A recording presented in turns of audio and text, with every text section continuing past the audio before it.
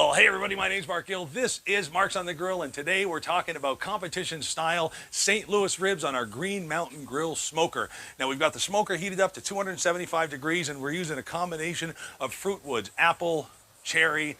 I love it. Now, competition-style means, right out of the gate, the cut of the ribs. So we've taken a St. Louis rack and we've taken down those kind of little extra pieces of cartilage on the side. We've all seen those, right? But those kind of ends are called rib ends. You go to the butcher, ask for rib ends, that's what they give you. It's fantastic. We have a little bit more fat to trim up top, and on the back, we've got a little bit of fat to trim as well. You can see that we've removed that thin layer, that membrane. If you don't remove that membrane, you block a lot of the smoke and the flavor from being able to get at those ribs. And I gotta tell you, man, the smoke and the flavor, I mean, that's what we're looking for, right? We want that smoke and we want that flavor. So you want the smoke to be able to get at it. So make sure you get that membrane off. And then that's when you're gonna start to look and you're gonna start to see what else you have to trim. What else is there?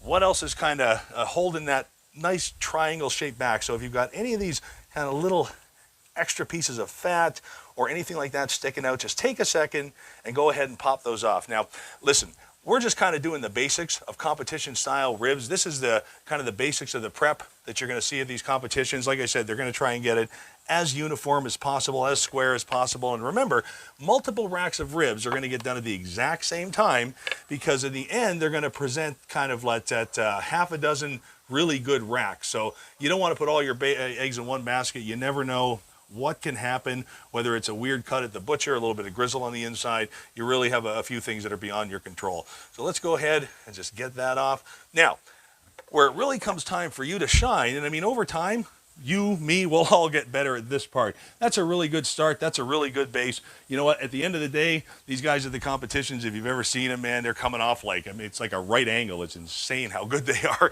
But when you're doing them at home, or you're just looking for like a different style, a different way to do your ribs, this is fantastic, all right? And what we're gonna do is we're gonna pop back in a couple of hours as soon as we're done showing you how to spice and rub these, to show you kind of the steps along the way to really make these, you know what, you watch the competitions at home and you're like, holy cow, maybe I can do this, right? So where you really have a chance to shine is in the rubs. And when you watch these competitions, you're virtually never, ever gonna see one type of rub, one this, one that. It's their little secret signature. They know to add enough of this and enough of that and enough of that. And that's the fun of it, is figuring that out on your own, based on your own taste, whether it's sweet, whether it's salty, whether you like that kick of heat. That's where you're gonna come in with what's in your pantry and your cupboard. So what we're gonna do today, and this is kind of fun, we're in Florida here, so I'm giving a little bit of a wave every now and then.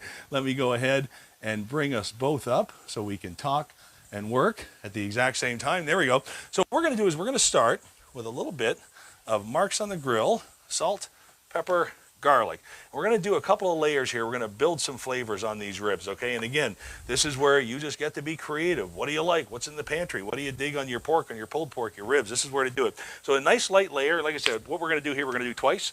And I've also got, from my friends over at Cucamonga, love this. Their barbecue rubs are fantastic. So whatever rub you choose, whether it's a mixture, whether you're going with a store-bought, whether you like to do them yourself, you're going to go ahead, you're going to put just enough on so you're getting that flavor started. This is your first opportunity to give these ribs a really nice flavor. But you don't want to go too thick with this, because if you go too thick, what ends up happening is you block the smoke from being able to get at the meat and get on into there. And I mean, it's all about the flavor, right? So let's go ahead and turn that over, and let's give that another shot of the salt, pepper, garlic. There we go. Nice stuff, nice stuff. And then, like I said, another good shot right there. Perfect. Now we're going to have a couple of more opportunities to add more flavors along the way. So we're going to keep building these as we go, building that flavor as we go. So now what we're going to do, guys, we're just going to pause for about a second here, okay? And we're just going to give those spices a chance to get into that meat. Give me one. And just like that, you guys, you've got everything trimmed, you got everything ready. Like I said, make it into as nice a rectangle shape as you can get it in. Play around with those sauces, level up those flavors. You can build different levels, different flavors. You're just, you know what, you're gonna love it. There's no wrong. Where's the wrong? You're working with what you like. And guys, what we're gonna do, like I said, is we're gonna do these at 275 degrees, and we're gonna pop those right in our Green Mountain smoker, Green Mountain Grill smoker. Love that guy. Pellet smokers are a great thing to have in the backyard, without a doubt. It takes the guesswork out. It takes the inconsistency of the different, woods and how they burn, and having to babysit it. It's just such a great way to go. This process has been so simplified over the past 4 or 5 years. I'm telling you, man, we used to have those experiences once every while. You know where the truck is in the parking lot, and you go get your barbecue. Now you can do that yourself anytime you want. I love it. All right, so here's what we're going to do. We're going to take this rack, and by the way, like I said, at the competitions, they're going to make several racks because they want the judges to get the best crack at it. So we're going to take these, and we're going to head over to our Green Mountain Grill, and we're going to pop those right in, scoot over ones we did just a few minutes ago, just like that. And what we're going to do, you guys, is we're going to leave those in there for about 2 hours is when we're going to come check on them. And remember, the ribs being done ain't up to you, and it ain't up to the clock. It's up to the ribs, and it's up to the temperature. And remember, we're not going for fall off the bone ribs here. That kind of thing, you guys, I mean, that's your 3-2-1 cooking method. That's leaving it in for that little bit of extra time, so you really know that those connective fibers and tissues have broken down. It's released from the rib. But that's not what they're looking for at competitions. They want right before that, man. They want that good bite, that good chomp, that little exposed bone, but the meat's not tearing away, and that's what we're shooting for here. So right out of the gate, we're going to look for a really nice, deep mahogany color in those ribs. So give it a couple of hours. It's part two. I'm from Canada. This morning we're talking about competition style ribs today. We're using our pellet smoker. We've got a mix of apple and cherry wood in there, which is just fantastic. We're going to show you a little bit about how the ribs get wrapped here. That's the smoker we're using today. In fact, while we've got it on there, here, you know what we're going to do? Here's what we're going to do. I want you guys to see exactly what that color is supposed to look like when it comes off there. So, like I said before, you guys, before we pop into there, remember, when you're cooking ribs, this has nothing to do with the amount of time it took. This has to do with the temperature and just the feel of the meat, man. The pit masters, the ones that have been doing competitions for years, like my man crush, my brother, Dr. Barbecue, Ray Lampy, who's got Dr. Barbecue down in downtown St. Pete. What a spot, man. This guy's like rib whisperer. Walk up, give it a little touch. He knows it needs a couple minutes here, a couple minutes there, a little temp here, a little temp there, and that's why he is who he is. But for the rest of us, this is the basics. This is how the next time you're going to have a group over, some friends, some family, you just want a different way to do ribs, and this is the way to do it. So guys, what you're looking for at the wrap stage is that mahogany color right there. And we nailed it. We got it. It's exactly what you're looking for. We're not really worried about doneness right now. I mean, we're nowhere near it. But we do want to make sure that color's there. Oh, it's beautiful. So that's about 2.5 hours out. We're holding nice and steady at 275. I love a pellet grill that can do that, can hold that temperature and just be happy. So guys, here's what we're going to do. We're going to go ahead and we're going to take some honey. Can you have a peek at that there? You know, let's give you that a big one. And what I want you to make sure you do is use local honey. Local honey is the best, you guys. These bees carry, kind of the pollen from the area. It's great for the immune system. It's fantastic. Use local honey with you when you can for a whole myriad of reasons. That's just the first one on my list. And remember, we use from our buddies over there at Cowabunga. This is so cool. We use their rub, but for this one, when we add a little bit more, what I did, remember we talked in that first video about how the rubs and the spices and the sprays and the sauces, that's really your chance to, just make it yours, man. Just the type of flavors that your family loves. And that's, again, these pit masters, that's what they do, man. The trimming comes with experience, the visuals comes with experience, but it takes years and years and years for these guys to get that right perfect mixture that they know they're gonna love. So guys, let's go ahead. We're gonna get our first rack. So here's what we're gonna do. We're just gonna take some brown sugar. We're gonna just kind of put it down just like that. Perfect. And we're gonna take our honey and give that a little bit like that. Not worried about the spice and the rub right now. That's not where we're at. Oh, look at that. A little bit of brown sugar and a little bit of that local honey. There we go. All right, so let me go grab that first rack of ribs. There we go. And we're gonna wrap it. So guys, listen, we're gonna double wrap. That's a big deal. And you wanna make sure that you don't puncture that tin foil when you're doing it. I'm using heavy duty tin foil, love that. So I'm gonna go ahead and I'm gonna hit it again with some brown sugar. Let's give it a little bit of honey. There we go, perfect. And on the top here, this is where I'm gonna go ahead and I'm gonna give it a little bit more of our rub with the cayenne in it. I'm gonna go ahead and just kind of turn this upside down. I wanted to give that a nice Double shot. Oh, there we go. So we're going to double this one up and we'll single the next one. Now, a lot of people figure that this bottom, this is where the judges kind of, you know, the tastes first come from. That little the tongue, as soon as it goes in the mouth, that's where it hits. So we're going to go ahead and make sure we get that bottom up really nice too. Now, listen, when we had it in the smoker, we had it bone side down. That's to, protect that initial heat from the meat itself. So now that we're going to wrap this, not only are we going to stop the smoke flavor, but we're also going to stop a lot of that direct heat on the rack. So basically what that means is we're going to put this meat side down when we put it back on. So let's go ahead and wrap this. Now we want to wrap this tight, you guys. And the reason you want to wrap this nice and tight is you don't want to create space in there where this would start to steam. Nobody's looking for steam, all right? All we're looking for is for this to get cooking. So there we go, just like that. And then we're going to take the other one out. Do these out. Did I go Canadian there? Oh my goodness. I get warned about that every now and then. I caught myself that time. So let's bring that, pop that back in there. Remember, meat side down. Then I'll grab my glove, and we're gonna do this exact same thing again. So let's get that brown sugar down. There we go. There we go, just like that. And let's get our honey down.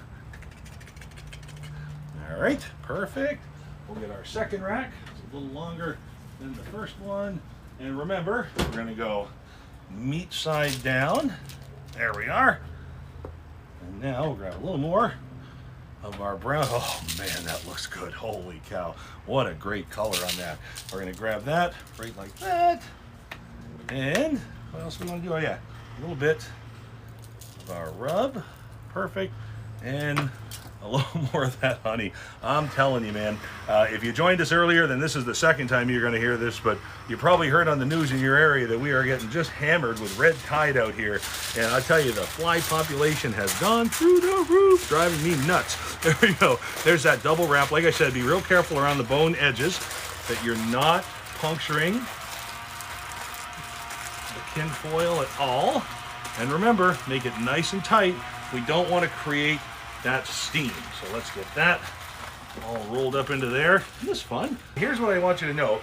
In about, I would say, I'm gonna start checking about an hour, hour and a half. That's usually when we're at that kind of that bite, that chew that we're looking for. That's when I'll invite you back just to see the finished product. Well, I think we did it. This is part 3 of our competition style rib day on our Green Mountain Grill. We've had a really good time. Throughout the day, we've been building layers, we've been building flavors, guys. Remember what we did? We started out with that mustard as a binder. That mustard's now cooked away, the flavor's gone, but it really held that spice onto the ribs.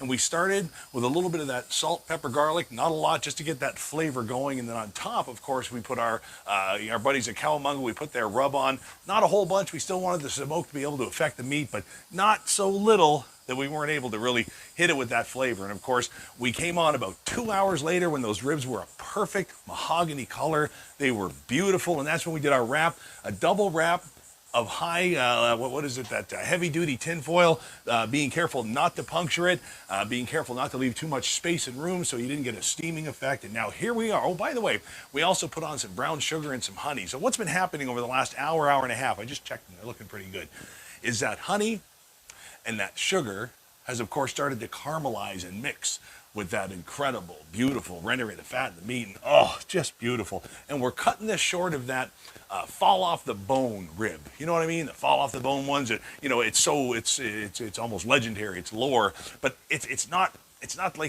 what they look for in a competition, because honestly, if you just cook the bejeebas out of these things, everybody's got fall off the bone ribs. It's knowing when to hit it just before you get that perfect bite and that nice chew. So we are right there, you guys. The only thing that we haven't done so far is our sauce. So guys, here's what we did, okay? And again, this is another one of those opportunities that you have to really go ahead and get creative with the sauces and the spices and the rubs and all that kind of stuff. And that's really the fun part. That's the enjoyable part. That's the part that really makes the whole experience your own and, personalizes it to you and your family. So here's what we did. We have some Forged and Fire barbecue sauce hanging out. So we kept on the kind of the trend that we've been doing today. We went sweet and smoky. Beautiful stuff. Yum, yum, yum, yum, yum. But then to get a kick, and this is what I love, this is like you said, mix the flavors that you love, man. We added a little bit of the jalapeno and garlic. Oh, and then I put in a pat of butter. You can use a little honey if you want. What that does is it gives it a nice little sheen, and when we paint it on, for competition reasons, it helps the sauce kind of spread out and not worry as much about those brush strokes and those brush marks. So that's the whole idea behind that. So let's put that to the side for the memento. So that's the smoker we've been using today. You can see there, holy cow, 277. That's 2 degrees over where we set that bad boy. You really want to have a beautiful smoker on hand in the back that's going to let you get those great results without a whole ton of effort all the time. And pellet grills are just the way to go, man. So here we go. Here we go. Here we go. Here we go. Oh, yeah. This is going to be beautiful. I can feel it already. And, you know, as soon as you pick it up, you can feel it. You can feel the difference between ribs like that and ones that are just going to sort of fall apart. You know what I mean? So let's go ahead and bring this view back. There we go. Love it. How we all doing? So here's what we're going to do. We're going to go ahead and unwrap these, because I totally want to turn them over. There we go. We get a nice view of it there. Oh, that's pretty. That's good stuff. So like I said, competition-wise, what they do is they're looking, you know, they look for their 4 or 5 best ribs. So that's what we're going to do too. So here's what we're going to do. We're going to take our sauce, and we're going to go ahead, and we're going to put that on just like that. And then we're going to kind of wrap this up again for just, oh, look at that sheen. Isn't that beautiful? Oh, that's pretty. Oh, yeah, this is going to be great. I love this. You know, honestly, almost went a tiny bit too long. You can really feel where you make that difference between fall off the bone and that nice meaty bite that the judges are looking for. So here's what we're going to do. We're going to wrap this up just kind of in a tent, and we're going to let that set for just a second. Let's kind of get this out of the way. Perfect. We've got another one in there, and just in a couple of seconds, we're going to cut into that. Everybody just kind of be patient, and I'm going to tell you why, okay? We've spent the last 4 or 5 hours on this, and you want to let these set up for about 5 to 10 minutes, so I don't want to just cut into them right away just for the sake of time. So you know what? Normally, I would let it go another couple of minutes, but we're here. We want to see it. Oh, yeah, it's time. It's time. So let's go. Let's bring this over here. There we go. Oh, God, it's beautiful. So here we go. We got a nice color on there, really pretty. We're going to cut these from the bottom so we can really see kind of where we're at. Like you say, you see what happened there? We went a little bit too long. Like we said, competition style ribs, man. If we took those to the judges, they'd be like, tasty, but I got to tell you, cooked a bit long. And that is the fun of cooking, man. Just experimenting, having a good time. Because I'll tell you, when your mistake is fall off the bone ribs, you know what? I think I'm wrong.